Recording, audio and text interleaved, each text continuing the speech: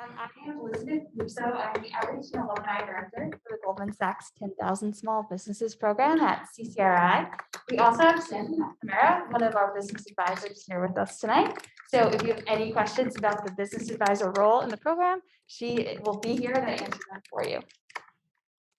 So I'm just going to run through a really brief PowerPoint, just a couple things about the program, and then I'd love to open it up to questions and kind of conversation if you have any thoughts or questions about the Goldman Sachs 10,000 Small Businesses Program. So we've been at CCRI for 5.5 years.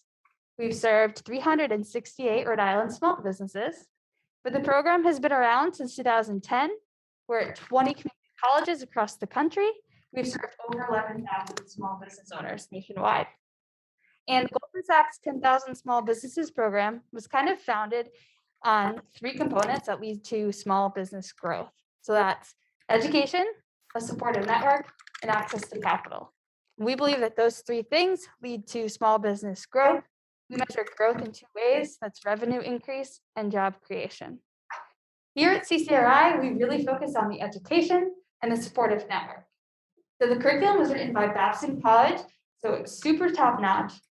And it was written specifically for small businesses who are interested in growing.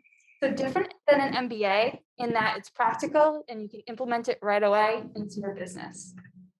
We also focus on the network. So we run 3 cohorts a year, and each cohort has about 30 small business owners in it. You also have access to a business advisor, so that's Sandra, that meets with you one-on-one bi-weekly to check in with you about you and your growth plan. This is our curriculum ladder. So this is the curriculum written by Babson. Up here on the screen are all the different topics that you'll cover with us while you're here in the program. We bring in different faculty and local experts to facilitate each of these topics. And this is the same thing nationwide. So all of the Goldman Sachs 10,000 Small Businesses programs run the same curriculum. So as you'll notice on the curriculum ladder, you start off the program with identifying your growth opportunity. How is your business going to grow? And then you move through the curriculum. You learn about financials, financial forecasting, how to read your financial statements, learn about human resources, being a leader, running a business, move into marketing, operations and processes. You learn how to be bankable, should you choose to apply for a loan. And then you end the program with action to growth. So you have a 5-year growth plan that you're ready to implement by the end of the short 14-week program.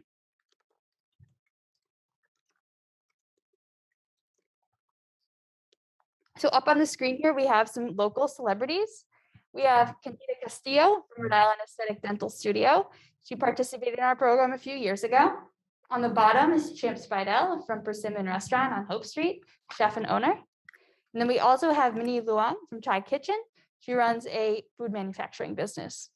So as you can see, we accept all different kinds of industries into the program. We've had over 350 Rhode Island small businesses run through the program. And like I said, we run 3 cohorts a year. So we're currently serving a group, and then we're accepting applications for the next one, which begins in January. We have a 99% program completion rate, and 88% of our business owners do business together.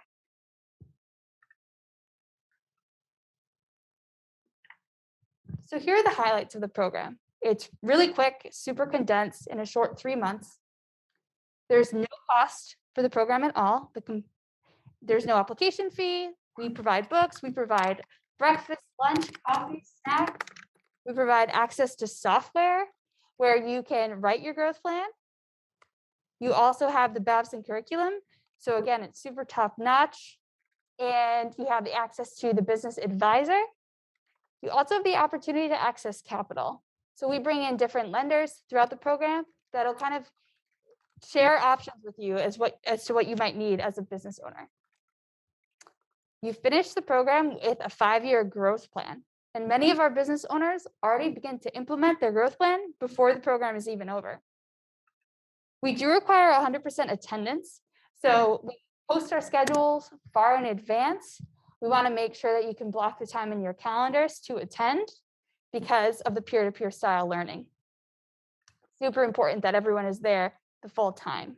There's a lot of information condensed into a short amount of time. So we want to make sure that you're there, because if you miss a day, you're missing a lot of information. We ask you to share your growth data. So we reach out to our alumni network at 6, 18, and 30 months outside the program. And we ask them to share with us how they're doing, how they're growing their business. And we collect this data, and that's how we know that the program is working, that our businesses are increasing their revenue and creating jobs. And you have the great access to the alumni network. So here in Rhode Island, our alumni network is growing, and also at the national level. We provide additional education clinics, networking events, and summits to our small business owners in the alumni network.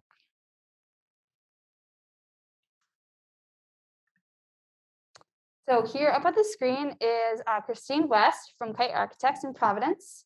She went through our program a few years ago, and she shares with you on the screen here this quote that says that 18 months outside of the program, she doubled her revenues and started hiring more people, and she's continuing to grow. So here's the application process. It's 3 steps. The first step is an initial application, which just takes about 10 to 15 minutes to complete. It's online. You tell us about the basics of your business, what you do, how long you've been around, how many employees you have, why you're interested in applying. The second step is also online, except it's a little bit more in depth. We ask for supporting documentation, things like tax returns, profit and loss statements, balance sheets, and we use that information to facilitate a really good interview with you. It's the third and final step in the application process. We'll ask you more in-depth questions about your business and why you're interested in applying. So right now, we are accepting applications for our January 2022 cohort, which runs from January through April. The applications are due October 1st. So up on the screen is the application website.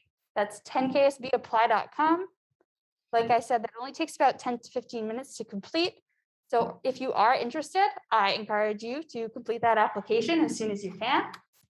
And there's my contact information as well. That's my cell phone, so feel free to give me a call, shoot me a text if you have any questions. And that's my email up there as well. So I would love to open it up to questions for me about the application process, about the program, and also if you have any questions for Sandra. We do know that the business advisor is such an important role in this program, and we always hear from our businesses that it's their favorite part. So that's why Sandra's here with us tonight to kind of answer any questions you might have. Hi, Chris Wilczewski, Functional 3D, and believe I watched the previous presentation, and there were ideal requirements or companies that kind of fit into what really fits what you're trying to accomplish. Can you kind of elaborate on that as well? Because I'd love to understand more, because I think I was a little early the last time I'd heard the presentation, and so I'd like to learn more now. Yeah, of course. That's a great question. Thank you. So like I said, we accept any kind of industry into the program. So we even have a bunch of nonprofits who have gone through the program, as long as they have a revenue stream other than grants. But in terms of kind of threshold eligibility, the company needs to be in operation for at least 2 years, have at least 2 full-time employees. That can include the owner, and that can include kind of a variation of 1099 contractors, part-time employees as well. And typically it's 100,000 in gross annual revenue in the last fiscal year. However, because of COVID, we are being really flexible on the revenue requirements for last year and the previous year. We have no upper limits. So we've served Rhode Island businesses that do as much as 20 million in revenue in a year.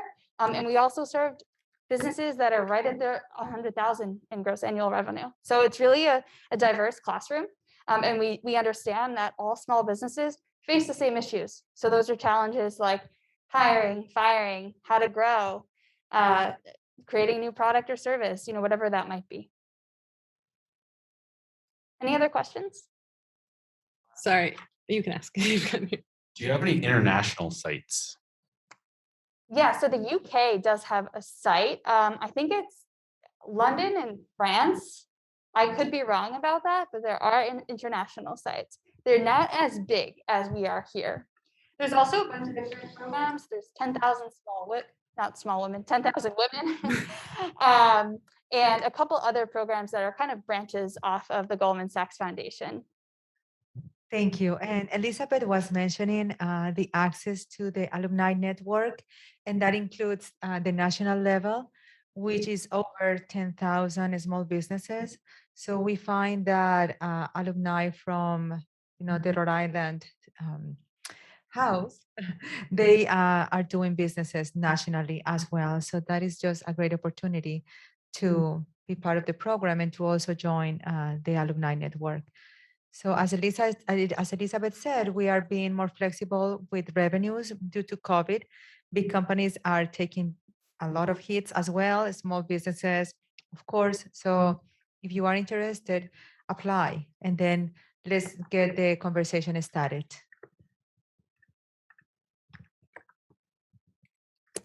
And you had mentioned the alumni network. Do you have cohorts just specifically for alumni, or how do you engage your alumni network after they graduate your programs? Yeah, that's a great question. So kind of two ways. First is at the national level. So nationally, there are a bunch of different webinars and summits that are put on by the national program, which is up at Babson. We have an app, which is really easy to access. You connect with each other through the app and sign up for webinars and continuing education clinics through there. It's a really great opportunity to meet other businesses across the country that you can work with. Then at the local level, we run locally facilitated continuing education clinics as well, different topics. So we basically take each of the topics from the curriculum that are here and we just extend on them. So we'll have marketing and selling as an alumni clinic focus, lots of negotiation alumni clinic focus, things like that. So it's usually the base curriculum and then we extend it. And recently, this past summer, we did a series called Back to the Classroom, which was really great. And it was basically how businesses are pivoting for COVID, creating a new opportunity. So we said, come back to the classroom, write the growth plan again, except write it for your COVID opportunity, pretty much how you're going to pivot your business to survive. That was a really big success. Okay, this question is for both of you. Which is your favorite mod and which one seems to be the most popular? I'll answer the most popular because I don't really have a favorite.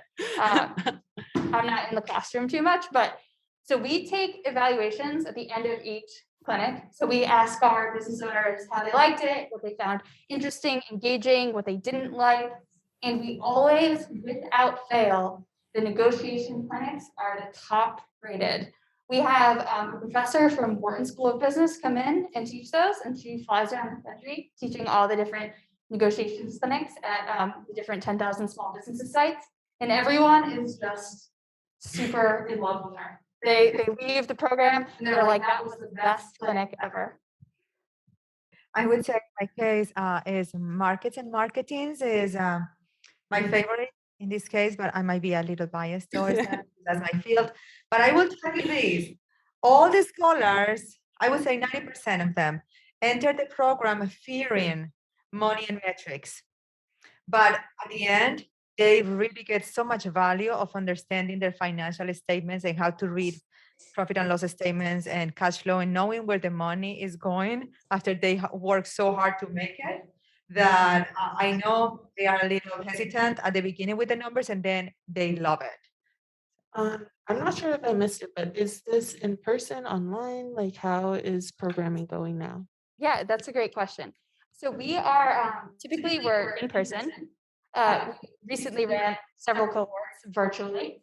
We just started back up in person this September. Our plan is to run each of our cohorts in person, but we do post an in-person and a virtual schedule online just because we know things are changing and we just want to be prepared. But we have run this program virtually the past few times. Following on the virtual question, some of my business takes me outside of the area, and it could be a couple weeks at a time. Is it possible to do virtual and in person and kind of flip back and forth should say a big project come up in the middle of things that would require me to travel. Yeah, so right now that is not possible. I really wish it were because that's the third time I got this question today.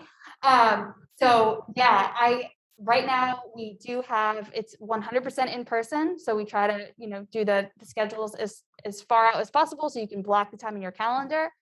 We are three of the only sites right now running this program in person are Rhode Island, New York, and Salt Lake Community College.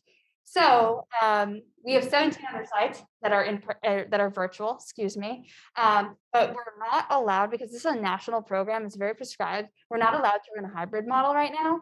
So it's either you're virtual or you're in person. So we're in person as of now. But apply if you're interested, and maybe the January cohort will be virtual. We're not sure. Yeah. So the reason why we don't do a hybrid at the moment is because peer learning is such a huge part of the program, and you guys, the participants who we call the scholars, do exercises and per partner exercise and whatnot. So it is important to be there. And we have done all virtual, where the exercises are still done at a different, way but that's the reason why we don't do a hybrid at the moment. What does the schedule look like? Yeah. So the in-person schedule is typically it's once a week for a full day on Thursdays. So that's 8 a.m. to 5:30 at CCRI's Warwick campus. We feed you. You come the whole day. You have breakfast with us. We give you snacks, lunch, because we want to have you in the classroom and really engaged. Awesome. Thank you so much. Yeah. Thank you. Thanks for coming out tonight. Appreciate it.